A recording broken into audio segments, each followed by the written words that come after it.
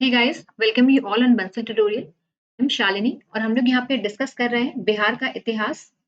इम्तियाज अहमद की जो किताब है उससे मौर्य साम्राज्य का हमने पहला पार्ट डिस्कस कर लिया था। आज हम सेकंड पार्ट डिस्कस करने वाले हैं।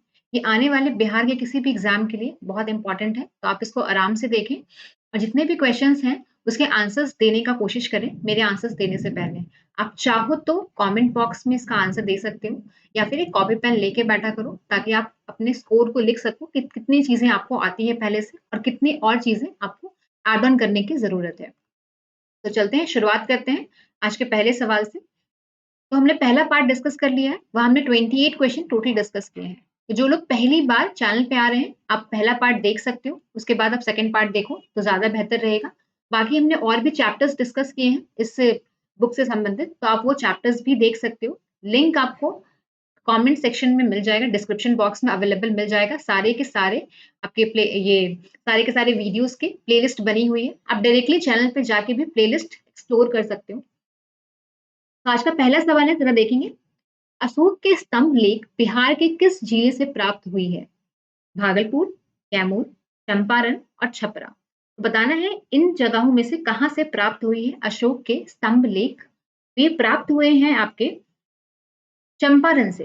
तो चंपारण से प्राप्त हुआ है बिहार के आपके अशोक के जो स्तंभ लेख हैं। चंपारण को आप जाके मैप में जरूर देखें, मैंने आपको लास्ट वीडियोस में बताया है चंपारण की लोकेशन क्या है। तो इससे क्या होगा, हैंड टू हैंड आपको चीजें याद हो जाएगी, मैप भी साथ ही साथ आपका क्लियर होता रहेगा। अगर आप कहोगे तो मैं आपको मैप भी नेक्स्ट टाइम से ऐड करके इसमें दिखा दूंगी। नेक्स्ट देखो, बिहार से प्राप्त होने वाले अशोक के स्तंभ लेख नहीं है। लौरिया अरेराज, लौरिया नंदनगढ़, रुमनदई और रामपुरवा। तो इनमें से कौन सा ऐसा आपका स्तंभ लेख है जो आपके बिहार में प्राप्त नहीं है? तो देखो, रुमनदई जो अभिलेख है ये जो है आपका बिहार में प्राप्त नहीं है स्तंभ लेख। ये कहाँ है? इसको लुम्बिनी इंस्क्रिप्शन भी कहते हैं। लुम्बिनी इंस्क्रिप्शन भी कहते हैं। आपको लुम्बिनी से अंदाजा हो रहा होगा कि लुम्बिनी की लोकेशन कहाँ पर है। ये कहाँ है? ये आपके नेपाल में है। याद रखना, रुमनदई आपके नेपाल में है। और ये जो सारे हैं लौरिया अरेराज, लौरिया नंदनगढ़, रामपुरवा, ये सारे के सारे अवेलेबल हैं कहाँ पे? बिहार के अंदर। नेक्स्ट क्वेश्चन देखो, अशोक के समय मौर्य साम्राज्य में 5 प्रांत का उल्लेख मिलता है जिनमें से एक प्राची या प्राची प्रांत की राजधानी थी। तो यहाँ बताना है प्राची और प्राची प्रांत की राजधानी क्या थी? वैशाली, राजगीर, तौसली और पाटलिपुत्र। इसका आंसर क्या होगा? इसका आंसर होगा पाटलिपुत्र। प्राची और जो प्राची है वो पाटलिपुत्र थी उसकी राजधानी। देखो, टोटल 5 प्रांत थे। अगर हम बात करें मौर्य साम्राज्य में अशोक के लिए, तो मौर्य साम्राज्य में जो अशोक के टाइम पे पांचवा प्रांत जो स्टैब्लिश हुआ था वो तोसली हुआ था। कलिंग युद्ध के बाद जो पांचवा प्रांत स्टैब्लिश किया गया था, पांचवा प्रांत जो आपका स्थापित किया गया था अशोक के द्वारा, वो तोसली किया गया था। इसके पहले ऑलरेडी 4 प्रांत वहां पर थे। पहला प्रांत क्या था? पहला प्रांत आपको प्राची है। दूसरा प्रांत के बारे में बात करें तो गंधार है, ठीक है, तक्षशिला जिसकी राजधानी हो जाएगी। फिर आपका अवंती है जिसकी राजधानी उज्जैन है। दक्षिण प्रांत है जिसकी राजधानी स्वर्णगिरी कर्नाटक है। तो ऑलरेडी ये 4 प्रांत पहले से थे। जो पांचवा प्रांत जो स्टैब्लिश किया गया था, स्थापित किया गया था, वो है तोशली, जो कलिंग युद्ध के बाद स्थापित किया गया था। नेक्स्ट क्वेश्चन देखेंगे। पाटलिपुत्र में स्थित चंद्रगुप्त का महल मुख्यतः बना था ईंटों का, पत्थर का, लकड़ी का और मिट्टी का। तो पाटलिपुत्र में स्थित चंद्रगुप्त का महल जो मुख्यतः बना हुआ था वो बना हुआ था लकड़ी का। याद रखिए किससे बना हुआ था? तो लकड़ी का बना हुआ था। नेक्स्ट देखें, चंद्रगुप्त मौर्य का राजप्रसाद स्थित था कहाँ पर? ये बताना है। कुम्भरहार पटना में, राजगीर में, वैशाली में और मनेर में। ये कहाँ पर स्टैब्लिश था? तो कुम्भरहार में स्टैब्लिश था। जो कुम्भरहार है वो आपका 80 स्तंभों वाला मौर्यकालीन सभागार था, जो आप जिसका अवशेष अभी भी प्राप्त होता है। तो याद रखना ये 80 स्तंभों वाला था। ये खुद में ही क्या है, ये यूनिक है, समझ लो। 80 पिलर्स हैं इसके अंदर जो कि यूनिक है। इसके लिए कहा जाता है, पिहान ने इसके इनके लिए इस जो आपका राजप्रसाद है इसके लिए विहान ने कहा है कि जो पैलेस है ये इतना ब्यूटीफुल और एक्सीलेंट है कि ऐसा लगता है कि मानो ये मानव द्वारा निर्मित नहीं है, not made by man, but it is the creation of God. ऐसा लगता है कि भगवान के द्वारा इसको निर्मित किया गया है। ये क्रिएशन है गॉड का, ना कि मानव द्वारा इसको बनाया गया है। ठीक है, तो इसके लिए ये वर्ड भी इस्तेमाल किया गया है, आप याद रख सकते हो। नेक्स्ट देखो, किस विद्वान ने चंद्रगुप्त मौर्य के राजप्रसाद के बारे में कहा है कि इसकी शान शौकत का मुकाबला ना तो सूसा और ना ही एक बेतना कर सकता है? Fahien, Megasthenes, Arrian, V A Smith. तो ऐसा कहा है एरियन ने। नेक्स्ट देखो, चंद्रगुप्त मौर्य के राजप्रसाद के बारे में किसने कहा है यह प्रसाद मानव कृति नहीं वरन देवों द्वारा निर्मित है? अभी जस्ट मैंने अभी आपको इसका आंसर बताया है। जो लोग बहुत ध्यान से सुन रहे हैं उनको इसका आंसर याद हो गया होगा। आप कमेंट सेक्शन में बताओ इसका आंसर। तो फ्याहान ने इसके लिए कहा, क्या कहा है? This palaces are not are so beautiful and excellent that they appear to be creation of God rather than a man. ठीक है, मानव द्वारा निर्मित ये समझ नहीं आता है, ऐसा लगता है कि भाई इसको देवों द्वारा बनाया गया। तो फ्याहान ने कहा है, अभी मैंने आपको बताया था इसका आंसर। नेक्स्ट देखो, किस शासक ने गया के निकट बराबर की पहाड़ियों में आजीविकों के लिए गुफाओं का निर्माण करवाया है? चंद्रगुप्त मौर्य, फिर आपके हैं दशरथ, अशोक और बिंदुसार। तो किसने कराया है? तो दशरथ ने कराया है। हाँ, तो अगर हम इसकी बात करें तो दशरथ ने कहा है। यहाँ पे 4 गुफा थे। 4 गुफा कौन-कौन से थे आपके? सुदामा, विश्व झोपड़ी, चोपड़ और कर्ण। तो याद रखना, सुदामा, विश्व झोपड़ी, चोपड़ और कर्ण। अगर हम बात करें आजीविका सेक्ट के बारे में, तो आजीविका सेक्ट क्या है? ये 14th सेंचुरी में आपका क्या हुआ था? आपका इमर्ज हुआ था जब बुद्धिज्म और जैनिज्म आपके चल रहे थे। ठीक है, 14th सेंचुरी तक ये चला था बेसिकली ये। और ये उस समय हुआ था जिस समय बुद्धिज्म और जैनिज्म आपके जो 6 सेंचुरीज के बाद के आसपास जो आपके बुद्धिज्म और जैनिज्म आपके निकल करके आए थे, तो उसके साथ आजीविका सेक्ट भी निकल करके आया था। और इसको एस्टैब्लिश किसके द्वारा किया गया था? तो एस्टैब्लिश किया गया था, याद रखना, कई बार आपसे क्वेश्चन पूछ लिए जाते हैं। तो गोसाला मखालीपुत्त, ठीक है, मखालीपुत्त, गोशाला मखालीपुत्त के द्वारा इसको एस्टैब्लिश किया गया था। जो किसके फ्रेंड थे? तो महावीर के फ्रेंड थे, जो 24 तीर्थकार थे। 24 तीर्थकार थे महावीर के फ्रेंड गोशाला मकालीपुत्ता। तो इनके द्वारा इसको एस्टैब्लिश किया गया था।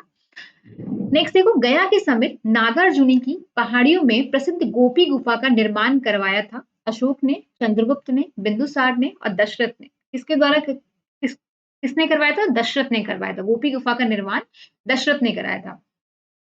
और ये जो नागार्जुन पहाड़ियां हैं वो आजीविकों के लिए 3 गुफाओं का निर्माण करवाया गया था, जिसमें गोपी गुफा क्या है? उसमें से गोपी गुफा एक है। और दशरथ क्या है? अशोक के पुत्र हैं। ठीक है, दशरथ कौन थे? दशरथ अशोक के पुत्र थे। और नागार्जुनी पहाड़ियों में आजीविकाओं के लिए 3 गुफाओं का निर्माण करवाया गया था और उसमें से गोपी गुफा एक है।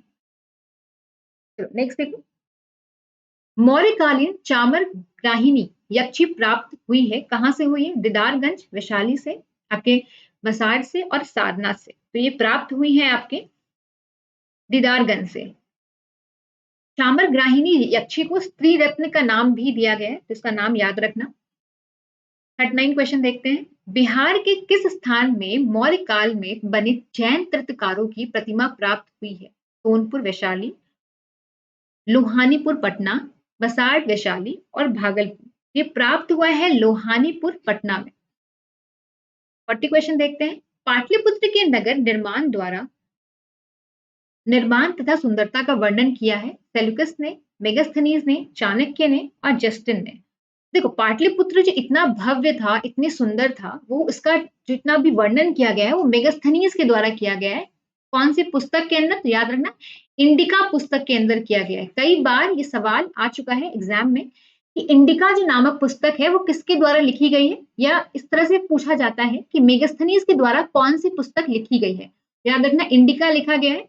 क्या है? इंडिका की ओरिजिनल कॉपी अवेलेबल नहीं है, इसके कुछ अवशेष अवेलेबल हैं और जो कुछ राइटर्स ने इंडिका का रेफरेंस लेके जो चीजों को लिखा है वो चीजें अवेलेबल है। नेक्स्ट देखो, पाटलिपुत्र को किस शासक ने सर्वप्रथम अपनी राजधानी बनाई? चंद्रगुप्त मौर्य, अशोक महान, चंद्रगुप्त विक्रमादित्य और आपके कनिष्क। तो किसने बनाई थी? तो चंद्रगुप्त मौर्य ने बनाई थी। यहाँ मौर्य साम्राज्य के बारे में बात कर रहे हैं पाटलिपुत्र के केस में, कि पाटलिपुत्र के केस में मौर्य साम्राज्य में किस शासक ने सर्वप्रथम क्या किया था? पाटलिपुत्र को राजधानी बनाई थी। तो चंद्रगुप्त मौर्य ने कराई थी। अगर हम पूरे इतिहास के बारे में बात करें तो हयन डायनेस्टी के जो उदायन थे, है ना, हयन डायनेस्टी के जो उदायन थे, उन्होंने सबसे पहले राजगीर से पाटलिपुत्र राजधानी को क्या किया था? शिफ्ट किया था। सबसे पहले राजधानी क्या थी? राजगीर थी, उन्होंने पाटलिपुत्र में शिफ्ट कर दिया था। और अगर हम मौर्य साम्राज्य के बारे में बात करें तो चंद्रगुप्त मौर्य ने पाटलिपुत्र को राजधानी बनाई थी सर्वप्रथम। नेक्स्ट क्वेश्चन देखो, अशोक के शासन काल में बौद्ध सभा का किस नगर में आयोजित की गई थी? मगध, पाटलिपुत्र, समस्तीपुर और राजगीर। तो पाटलिपुत्र में आयोजित किया गया था अशोक के शासनकाल में बौद्ध सभा। बौद्ध सभा क्यों आयोजन किया गया था भाई? तो बौद्ध सभा इसलिए आयोजन किया गया था क्योंकि बौद्ध तो चले गए, बुद्ध तो चले गए अपनी टीचिंग्स को बोलकर, अपनी बातों को बोलकर, लेकिन आने वाले समय में लोगों के द्वारा उनकी बातों को अपने हिसाब से तोड़ मरोड़ ना दिया जाए, अपने चीजों को एड ऑन ना किया जाए, तो जरूरी था कि उनकी कही हुई बातों का एक जगह संकलन होना, एक जगह कंपाइलेशन होना। तो इस वजह से उन चीजों को एक जगह कंपाइल करने के लिए बौद्ध संगति आयोजित की गई थी। डिफरेंट डिफरेंट शासकों के दौरान की गई, डिफरेंट डिफरेंट लोगों द्वारा की गई। आपको याद रखना है कि किस किस के द्वारा किया गया है, और वो सारी चीजें आप एक जगह लिखोगे। मैंने आपको लास्ट सेशन में सारी बौद्ध संगति के बारे में बताया था, एक बार फिर से रिवाइज कर लो लास्ट सेशन जाकर के देख के, ठीक है। नेक्स्ट देखो, किसके शासन काल में मिस्र के राजा फिलाडेल्फस टॉलमी द्वितीय ने डियानीसियस नामक राजदूत को पाटलिपुत्र भेजा था? अशोक, बिंदुसार, चंद्रगुप्त, उपयुक्त कोई नहीं। तो उसका आंसर क्या हो जाएगा? बिंदुसार होगा। देखो, बिंबिसार और बिंदुसार को कंफ्यूज मत करना। बिंबिसार है, बिंबिसार जो है वो आपके हरियंग डायनेस्टी के पहले राजा थे, ठीक है, हरियंग डायनेस्टी के पहले राजा थे, फाउंडर थे हरियंग डायनेस्टी के। लेकिन हम बिंदुसार के बारे में बात करें तो बिंदुसार क्या है? आपके मौर्य डायनेस्टी के राजा हैं, ठीक है। याद रखना, बिंदुसार जो है वो मौर्य डायनेस्टी के राजा हैं और बिंबिसार जो है वो हरियंग डायनेस्टी के राजा हैं। दोनों को मिक्स मत करना, काफी सारे लोग इसको मिक्स कर देते हैं, मिक्स बिल्कुल भी नहीं करना है आपको। नेक्स्ट चलो, किस विद्वान के अनुसार चंद्रगुप्त मौर्य ने पालीब्रोथस उपनाम धारण किया था? विलियम जॉर्ज, प्लूटार्क, जस्टिन या फिर आपके स्ट्रेबो। तो स्ट्रेबो के द्वारा ऐसा कहा गया है कि चंद्रगुप्त मौर्य ने पालीब्रोथस उपनाम, पाटलिपुत्रक उपनाम धारण किया था। यूनानी दूत डिमालिकस का आगमन मगध के किस शासक के दरबार में हुआ था? चंद्रगुप्त मौर्य, बिंदुसार, अशोक और बृहद्रथ। तो बिंदुसार के शासन के दौरान इनका आगमन हुआ था। केवल वह स्तंभ जिसमें अशोक ने स्वयं को मगध का सम्राट बनाया है, मास्की का लघु स्तंभ, रमुंदई स्तंभ या फिर आपका कीन स्तंभ या फिर आपके भाब्रू स्तंभ। तो देखो, इसका आंसर क्या हो जाएगा? इसका आंसर होगा आपके भाब्रू स्तंभ। भाब्रू स्तंभ ने अशोक ने पहली बार, अशोक ने क्या किया है? स्वयं को क्या बताया? मगध का सम्राट बताया है। याद रखना, मगध का सम्राट इसी स्तंभ के दौरान बताया गया है। नेक्स्ट देखो, बराबर की गुफाओं का उपयोग किसके आश्रय गृह के रूप में किया जाता है? आजीविकाओं के, थारुओं के, जैनों के और तांत्रिकों ने। इसका आंसर हो जाएगा क्या? ए, आजीविकाओं के। आजीविका क्या है? आपके 14 सेंचुरी तक लास्ट रहे हैं। बुद्धिज्म और जैनिज्म के दौरान ये क्या हुए? उभर कर सामने आए। इसके फाउंडर जो अगर हम बात करेंगे तो गोसाला अखालीपुत्र हैं, जो कि महावीर के फ्रेंड थे, जो 24 तीर्थंकर थे जैनिज्म के। इतनी बातें, मोटी मोटी बातें हैं, छोटी मगर मोटी बातें जो आपको याद रखनी है। नेक्स्ट चलो, अशोक की राजधानी कहाँ थी? पाटलिपुत्र, वाराणसी, सांची, उज्जैन। अशोक की राजधानी थी पाटलिपुत्र में। मौर्य काल में पाटलिपुत्र का प्रशासन 30 नागरिकों की सभा संचालित करती थी, जो 5-5 सदस्यों को 6 समितियों में संगठित थी। यह कथन किसके द्वारा कहा गया है? चाणक्य, डेमाक्टसस, मेगास्थनीज या फिर व्याहान। तो मेगास्थनीज ने बहुत छोटी छोटी बातें, मौर्य काल के दौरान की बातें क्या की है? अपनी पुस्तक इंडिका में लिखी है। उसमें उसने वर्णन किया है कि कितना भव्य था मौर्य काल, मौर्य साम्राज्य, किस तरह से लोग वहां पे रहा करते थे। वो सारी बातें उन्होंने अपनी पुस्तक में लिखी है, जो बहुत बड़ा सोर्स है मौर्य काल के बारे में जानने का। तो इसका आंसर क्या हो जाएगा? मेगास्थनीज। मौर्य प्रशासन के संबंध में कौन सा कथन सही है? यह केंद्रीकृत था, करों का बोझ अधिक था, प्रशासन तंत्र आपका क्या था? कठोर था। दूसरा, उपयुक्त सभी। तो सभी के सभी बात क्या है? सच्चाई है सारी के सारे बातों में। क्या था? सेंट्रलाइजेशन था। मौर्य प्रशासन क्या था? सेंट्रलाइजेशन था। सारी की सारी पावर क्या थी? निहित थी, केंद्रित थी। दूसरा, जो आपका टैक्स जो कलेक्ट किया जाता था आपके फार्मर्स के द्वारा, पीजेंट्स के थे वो 1/4 से 1/6 था। उनके प्रोड्यूस का 1/4 से 1/6 था, जो बहुत ही बड़ा अमाउंट आप कह सकते हो। पर मौर्य साम्राज्य के दौरान ही पंचमार्क कॉइन बेसिकली सिल्वर के ट्रांजैक्शन के दौरान यूज किए जाते थे मौर्य काल में। तो ये कुछ बातें हैं जो आपको याद रखनी है, जो इंपॉर्टेंट है। नेक्स्ट क्वेश्चन, चलो उसका आंसर क्या है? तो इसका आंसर है उपयुक्त सभी। अशोक के स्तंभ में कौन सा कथन सही है?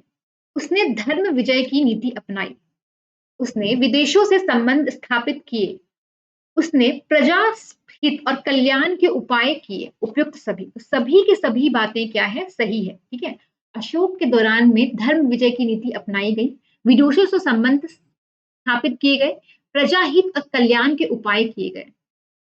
नेक्स्ट, देव नाम पिय ने किस के नाम से किस शासक ने अपने आप को संबोधित किया है? अजात शत्रु, अशोक, काला अशोक और कनिष्क। तो अशोक ने किया है। देव नाम पी का अर्थ क्या है? Beloved of God. ठीक है, भगवान का प्रिय, ये अपने आप को भगवान का प्रिय मानते थे और देव नाम प्रिय से इन्होंने अपने आप को संबोधित किया है। किस इंस्क्रिप्शन में किया है ये आपको बताना है, किस अभिलेख में ऐसा लिखा गया है ये आप कमेंट सेक्शन में बताओगे। हम महामत के कार्य क्या थे? धम्मनीति का क्रिया निवेदन करना, लोगों के बीच दान वितरण करना, जन कल्याण के उपाय और उपयुक्त सभी। तो इसका आंसर क्या है? इसका आंसर है सभी चीजों को क्या करना? बढ़ावा देना। देखो, अशोक के जो धम्म थे वो बिल्कुल डिफरेंट था। अशोक ये नहीं कहते थे कि तुम पूजा करो, ठीक है, मूर्ति पूजन करो या कुछ और करो, ऐसा नहीं कहते थे, दिखावा करने के लिए नहीं कहते थे। इनका कहना था कि भाई सोशल ऑर्डर को मेंटेन करना जरूरी है, वही एक तरह का क्या है? धम्म है। पेरेंट्स की बातों को मानना जरूरी है। ब्राह्मण को, बुद्धिस्ट मॉन्क को क्या करना है? उनको रिस्पेक्ट देना जरूरी है। अपने स्लेव से, अपने सर्वेंट से क्या करना है? आपको मर्सी दिखाना है, उनपे दया दिखाना है। अपने जो नौकर हैं, आपके अंदर जो काम करें, आपके जो गुलाम हैं, उनको दया की दृष्टि से देखना है, उन पर दया दिखाना है। उन्होंने कहा है ऐसा सब करने से क्या होगा? स्वर्ग की प्राप्ति होगी। ठीक है, इन्होंने कभी नहीं बोला कि भाई निर्वाण प्राप्त होगा। जो बुद्धिस्ट के टीचिंग में कहा जाता था कि आप अगर अच्छे कर्म करोगे तो निर्वाण की प्राप्ति होगी। इन्होंने निर्वाण के बारे में कहीं कोई डिस्कशन नहीं किया। इन्होंने अपने धम्म में ये कहा कि अगर आप धम्म की नीति को अपनाते हो, अगर आप बुद्धिस्ट मॉन्क की बातों को मानते हो, उनको रिस्पेक्ट देते हो, अगर आप ब्राह्मण को रिस्पेक्ट देते हो, पेरेंट्स की बात को मानते हो, सोशल ऑर्डर को मेंटेन करने में सहायता करते हो, तो आप क्या करोगे? आप स्वर्ग की प्राप्ति करोगे। नेक्स्ट देखो, मौर्यकालीन प्रशासन में राजुक के कार्य थे न्यायिक, ग्रामीण प्रशासन, उसके बाद आपके हैं राजस्व का विभाग, उपयुक्त सभी। इसका आंसर होगा आपका उपयुक्त सभी। तो ये जो राजुक थे वो न्यायिक का काम भी देखते थे, ग्रामीण प्रशासन का काम भी देखते थे और साथ ही साथ राजस्व का विभाग भी देखते थे। देखो क्या था ना, उस समय अगर हम बात करें मौर्य कालीन में, तो काफी सारे इंपॉर्टेंट ऑफिशियल को अपॉइंट किया गया था कि डिफरेंट डिफरेंट कार्य को देखा करते थे। जैसे कि गोप को, अगर हम गोपा बोले, ये रिस्पॉन्सिबल थे अकाउंट्स को मेंटेन करने के लिए। अगर हम नगरक की बात करें तो ये ऑफिसर थे जो सिटी के एडमिनिस्ट्रेशन को देखते थे। युक्त की बात करें तो रेवेन्यू ऑफिसर थे डिस्ट्रिक्ट लेवल पे। तो इस तरह से काफी सारे लोगों को अपॉइंट किया गया, डिफरेंट डिफरेंट काम उनको सौंपा गया। नेक्स्ट देखो, मौर्यकालीन विद्वान में किन का नाम आता है? कौटिल्य, पनिनी और उपावर्स। केवल एक, 1 एंड एवं 2, 1 एवं 3, 1 2 3। इसका आंसर क्या होगा? डी हो जाएगा इसका। मौर्यकालीन स्थापत्य में सुंदर उदाहरण है पाटलिपुत्र स्थित राजप्रसाद के अवशेष, दीदारगंज की यक्षी, बराबर की गुफाएं और राजगीर के सोन भंडार गुफा। इसका आंसर है बी, 1 2 और 3। तो पाटलिपुत्र स्थित महाप्रसाद के, राजप्रसाद के अवशेष, दीदारगंज की यक्षी, ये आपके बराबर की गुफाएं। ये राजप्रसाद जो है क्या है? 80 पिलर्स का बना हुआ है, जो बहुत ही भव्य और बहुत ही सुंदर था। अशोक की धम्म नीति की जानकारी हमें कहाँ से प्राप्त होती है ये बताना है। द्वितीय स्तंभलेख से, सातवें शिलालेख से, द्वादश शिलालेख से और उपयुक्त सभी। सभी शिलालेखों से हमें अशोक की धम्म नीति के बारे में प्राप्त पता चलता है। देखो, कलिंग युद्ध जब हुआ था तो कलिंग युद्ध के बाद क्या हुआ था? मैंने बताया आपको, अशोक का हृदय परिवर्तित हो गया और अशोक भेरी गोज से भेरी घोष से धम्म घोष की तरफ परिवर्तित हो गया। भेरी घोष से धम्म घोष की तरफ क्या हुआ? परिवर्तित हो गया। भेरी घोष क्या बोलते हैं? भेरी घोष बोलता है कि भाई हमें ड्रम को बीट करके युद्ध का क्या करना है? ऐलान करना है। बीटिंग ऑफ ड्रम, ठीक है, जो ये शो करेगा कि बिगनिंग हो रहा है नए वॉर का, नए युद्ध का आरंभ हो रहा है। वही धम्म घोष ड्रम को बीट करते हुए ये बोलता है कि भाई रिलीजियस डिस्कोर्स की, हमें रिलीजियस बातों की प्रीचिंग करनी है, रिलीजियस बातों को क्या करता है? लोगों तक पहुंचाता है, ठीक है। धम्म घोष में परिवर्तित हो गया भेरी घोष, ठीक है। पहले भेरी घोष था और कलिंग युद्ध के बाद वो धम्म घोष में परिवर्तित हो गया। याद रखना उपयुक्त सभी। अशोक के किस अभिलेख में दान और धम्म दान के अंतर स्पष्ट किए गए हैं? द्वितीय स्तंभलेख, सातवें शिलालेख में, नवम शिलालेख में और द्वादश शिलालेख में। तो किया गया है नवम शिलालेख में दान और धम्म दान के अंतर को स्पष्ट किया गया है। नेक्स्ट देखो, मौर्य साम्राज्य के पतन में कौन सा कारण शामिल नहीं है? विदेशी आक्रमण, अयोग्य शासक, आर्थिक संकट और प्रांतीय विद्रोह। तो क्या है? मौर्य साम्राज्य के पतन में जो सबसे इंपॉर्टेंट चीज है वो है आर्थिक संकट। आर्थिक संकट की वजह से मौर्य साम्राज्य का पतन हो गया था। तो इसके बाद हम लोग नेक्स्ट चैप्टर मौर्योत्तर बिहार करेंगे, जो इम्तियाज अहमद की किताब का नेक्स्ट आपका चैप्टर है। तो जो लोग पहली बार चैनल पे जुड़े हैं, चैनल को सब्सक्राइब जरूर कर लें। वीडियो अच्छा लग रहा है, सेशन अच्छा लग रहा है तो आप लोगों को शेयर भी कर सकते हो। सेशन को लाइक जरूर करो, अगर अच्छा लगता है तो मुझे भी मोटिवेशन मिलता है अगर आप लाइक करते हो तो। बाकी इसकी पीडीएफ के लिए बंसल ट्यूटोरियल का चैनल ज्वाइन कर सकते हो, टेलीग्राम का, वहां पर आपको इसकी पीडीएफ अवेलेबल हो जाएगी। Thank you so much guys, have a good day.